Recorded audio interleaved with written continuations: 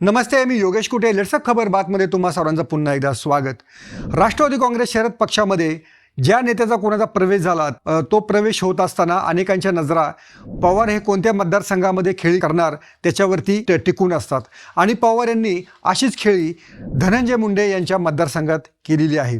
त्या खेळीचं वर्णन करताना अनेक माध्यमांनी धनंजय मुंडे यांना हादरा अशा प्रकारची हेडलाईन दिलेली होती.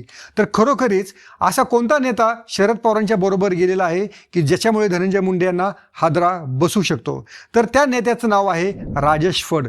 राजेश फड हे एका परळीमधले एका ग्रामपंचायतीचे 25 वर्ष सरपंच होते. याशिवाय त्यांची दुसरी ओळख अशी आहे की मराठवाड्यातील एका श्रीमंत कुटुंबामधले ते व्यक्ती आहेत.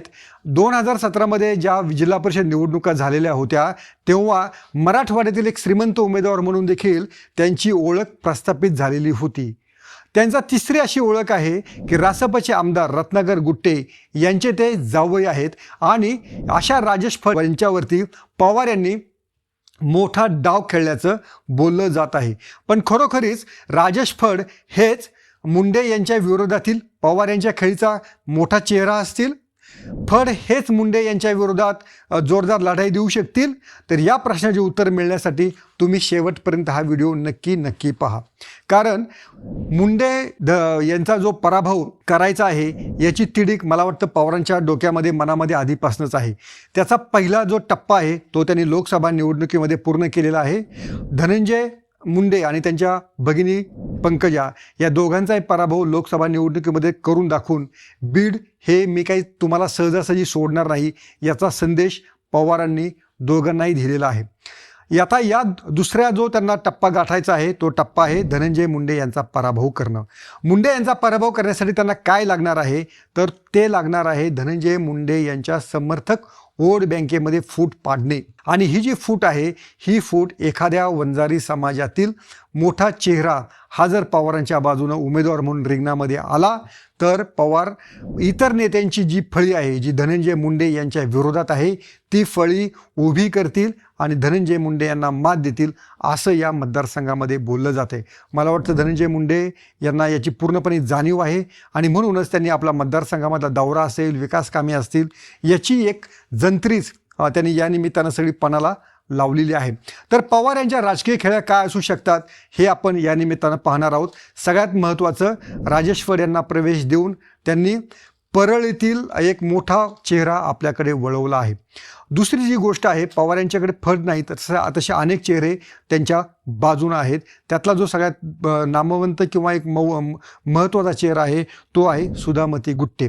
सुधामती गुट्टे या मुंडे यांच्या विरोधात म्हणजे गोपीनाथ मुंडे यांच्यापासून परळीमध्ये काम करत आहेत. परळीमध्ये त्या ठाण मांडून आहेत आणि आता जी लोकसभा निवडणूक झाली तेव्हा देखील अगदी बूथ लेवलवर जाऊन त्यांनी पंकजा मुंडे यांच्या विरोधात काम केलेलं होतं. त्यांचे पुत्र सुनील गुट्टे हे देखील मोठे उद्योजक आहेत आणि ते आपल्या आईला साथ देत आहेत आणि त्यांची या दोघांची म्हणजे मायलेकाची अशी इच्छा आहे की आपण धनंजय मुंडे यांचा परळीमधनं पराभव करू शकतो.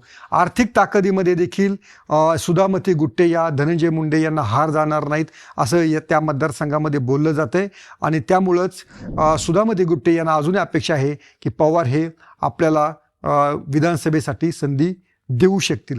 तिसरं जे नाव होतं पवारांच्या डोक्यामध्ये ते होतं बबन गित्ते.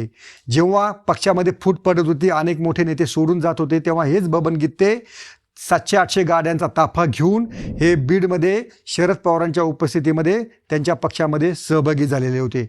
मात्र लोकसभा निवडणुकीनंतर गित्ते यांच्यावरती एक खुनाचा आरोप झाला आणि तेव्हा त्या खुनाच्या आरोपापासून गित्ते हे आता फरार आहेत. त्यांनी मतदारसंघामध्ये पाऊल ठेवलेलं नाही. पण याच्या आधी देखील जेव्हा गित्ते हे काही आरोपांमुळे तुरुंगामध्ये होते तेव्हा देखील त्या अडचणी सापडलेले होते. धनंजय मुंडे यांनी 2019मध्ये विधानसभा निवडणुकीत त्यांचा योग्य वापर करून दिला. त्या बोलीवरती त्यांना तेथील पंचायत समितीचं सभापतीपद पण दिलेलं होतं. मात्र हे बबन गित्ते आता मुंडे यांच्यापासून दूर गेलेले आहेत आणि जेव्हापासून ते तुरुंगातून सुटून आलेले होते तेव्हा त्यांनी आपली दाढी ही वाढवलेली आहे. ती दाढी कमी केलेली नाही आहे. आपल्या वडिलांचं निधन जरी झालं तरी त्यांनी ती दाढी केलेली नव्हती. याचा अर्थ काय घ्यायचा, याचा अनेकांना संभ्रम आहे. त्यांना यातनं काय मेसेज द्यायचा आहे याविषयी परळीमध्ये अनेक तर्क केले जात आहेत. पण त्यांच्या मनामध्ये कोणती तरी खदखद आहे आणि वडिलांचं निधन झालं तरी त्यांनी आपली दाढी काढलेली नव्हती. याचा योग्य तो मेसेज मला वाटतं त्यांना मतदारांपर्यंत पोहोचायचा आहे. त्यामुळे हे देखील नाव पवारांच्या मनामध्ये असू शकतं. जर त्यांच्या फरारीवरती किंवा अटकपूर्व जामिनावरती जर काही निर्णय झाला तर बबन गीते हे देखील पवारांच्या डोक्यामध्ये हे एक नाव नक्कीच आहे. तिसरं जे नाव आहे की जे पवारांचं असू शकतं किंवा ते काँग्रेसच्या अनेकांच्या नेत्यांच्या डोक्यामध्ये देखील आहे ते आहे राजेश देशमुख. मूळचे परळीकर म्हणून जी काही कुटुंबे आहेत त्या कुटुंबामध्ये या देशमुखांचा समावेश होतो आणि एक आपली ताकद हे मोठ्या प्रमाणामध्ये ते त्या ठिकाणी टिकून आहेत. परळीमध्ये किंवा बीडमध्ये जी आता नुकती लोकसभा निवडणूक झालेली होती त्या लोकसभा निवडणुकीमध्ये जातनिहाय मतदान झालेलं होतं, हे उघड सत्य आहे. जारंगे यांच्या आंदोलनानंतर जे काही तिथे त्या ठिकाणी सगळा वनवा मराठा विरुद्ध ओबीसी असा पेटलेला होता त्यानुसार ते मतदान झालं. एका कार्यकर्त्यानं याविषयी फार एक महत्त्वाचं मला वाटतं एक वर्णन केलेलं होतं. त्याचं म्हणणं होतं बीडमधलं जे काही मतदान झालेलं आहे हे लोकसभेचं मतदान होतं की जातनिहाय जनगणना होती. म्हणजे त्या ठिकाणी कशा प्रकारे एक विभाजन समाजामध्ये झालेलं आहे याची मार्मिक टिप्पणी त्या कार्यकर्त्याने केलेली होती. आणि मला वाटतं राजेश देशमुख या अशा विभागणीमध्ये पवारांचा चेहरा ठरू शकतात. पण केवळ या 4 नावापैकी जर कुणी उमेदवार असेल तरच धनंजय मुंडे पराभूत होतील असं अजिबात नाही. त्यांना साथ लागेल ती फुलचंद कराड यांची. कारण फुलचंद कराड हे एकाळी गोपीनाथ मुंडे यांचे उजवे हात होते आणि त्यांनी देखील त्यांच्या विरोधात उमेदवारी लढवलेली होती. त्यांना मानणारा एक 25-30 हजार मतांचा एक मोठा गठ्ठा परळीमध्ये आहे आणि त्याचा देखील उपयोग ते करून घेऊ शकतात. आणखीन एक जे नाव आहे ते आहे TP मुंडे. हे देखील गोपीनाथ मुंडे यांचे मोठे समर्थक होते. मात्र पंकजा यांच्या राजकीय उदयानंतर ते थोडेसे मुंडे परिवारापासून दूर गेले. त्यांचे देखील त्या ठिकाणी 25-30 हजार मतांची वोट बँक आहे. त्यामुळं त्यांचा जर वापर शरद पवारांनी करून घेतला तर धनंजय मुंडे यांच्या विरोधातील जी वोट बँक आहे ती वोट बँक ते आपल्या बाजूला निर्माण करू शकतील किंवा तशा प्रकारे मुंडे यांना अडचणीत आणू शकतील. दुसरं असं एक परळीतलं एक वास्तव असं आहे की उमेदवार कोणी असो, म्हणजे आत्तापर्यंत मुंडे घराण्यातला तिथला उमेदवार त्या ठिकाणी विजयी झालेला आहे, पण मुंडे परिवाराच्या विरोधात 1 लाखाचं मतदान हे परळीमध्ये असतं. त्यामुळे या 1 लाखाच्या मतांमध्ये जर वाढ करायची असेल तर मी आधी म्हटलं त्याप्रमाणे राजेश फड, सुधामती गुट्टे, राजेश देशमुख अशी जी नावं आहेत, फुलचंद कराड, TP मुंडे अशी नावं पवारांना एकत्र करावी लागतील. पण पवारांच्या मनामध्ये आणखीन एक मोहरा असू शकतो आणि ते नाव आहे संजय दौंड. म्हणजे पंडितराव दौंड जे बीडचे माजी मंत्री होते त्यांचे हे पुत्र आहेत.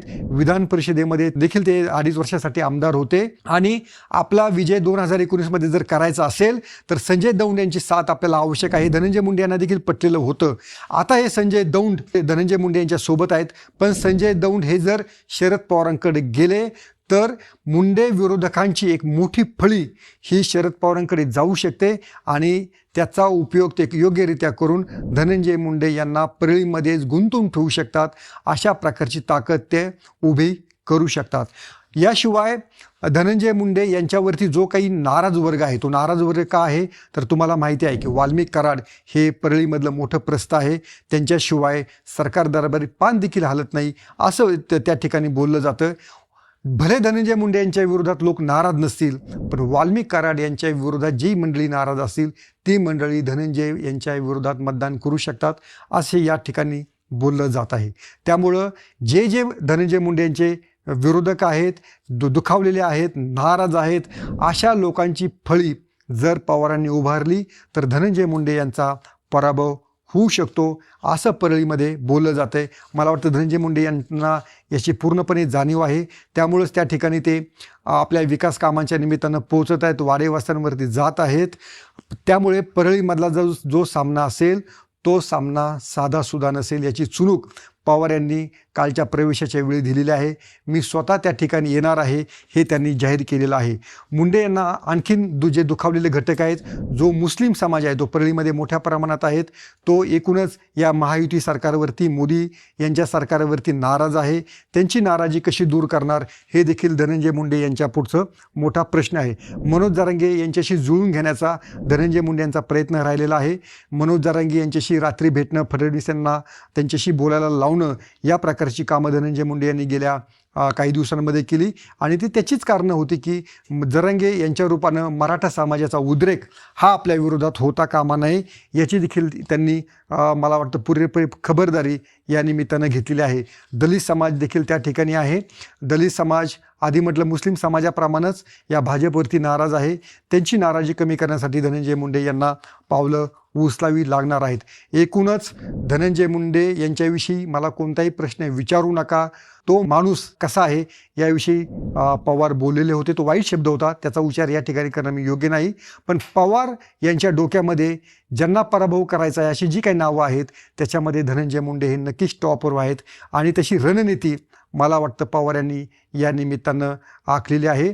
धनंजय मुंडे यांचा जर पराभव झाला तो वाल्मिक कराड यांची जी काही त्या ठिकाणी गेल्या 10-15 वर्षामधली काही जी सगळी यंत्रणा त्यांनी राबवलेली आहे, तो वाल्मिक कराड हे एक नाव त्यांच्या पराभवाला कारणीभूत होऊ शकतं असं देखील बोललं जात आहे. याची देखील कल्पना मला वाटतं पवार यांना असल्यामुळंच त्यांनी आता धनंजय मुंडे यांच्या विरोधात थेटपणे परळीमध्ये येऊनच एक आव्हान देण्याचं सगळं ठरवलेलं दिसतं आहे. परळीमधली निवडणूक ही बारामतीप्रमाणेच अतिशय रोमहर्षक, अतिशय चुरशीची आणि महाराष्ट्राचं नव्हे तर देशाचं लक्ष वेधून ठरणारी होऊ शकते. यातला आणखीन एक मुद्दा असा आहे की जे पंकजा मुंडे यांचे समर्थक आहेत आणि जे धनंजय यांच्या विरोधात होते ते समर्थक काय करणार याची देखील आपल्याला या पुढच्या काळामध्ये माहिती ठेवावी लागणार आहे. एक मात्र खरं आहे की धनंजय यांनी पंकजा यांचं काम लोकसभा निवडणुकीत प्राणपणानं केलं, जीवाची बाजी लावली आणि त्यामुळंच पंकजा यांना जवळपास 70,000हून अधिक मताधिक्य एकट्या परळीमधनं मिळालेलं होतं. आता या 74,000चं मताधिक्य कसं कमी करायचं, तसं त्याची रणनीती काय आहे याचं जे गणित मी तुम्हाला आधी सांगितलं की मुंडे विरोधकांची फळी उभी करणं हे शरद पवारांचं पहिलं लक्ष आहे आणि त्याचं पाऊल शरद पवारांनी फड यांच्या रूपानं टाकलेलं आहे. तुम्हाला काय वाटतं, परळीमधला निकाल कोणाच्या बाजूनं लागेल, कोणाच्या बाजूनं फिरेल, हे तुम्ही आम्हाला कॉमेंट्स लिहून जरूर कळवा आणि पाहत राहा लेट्स अप मराठी.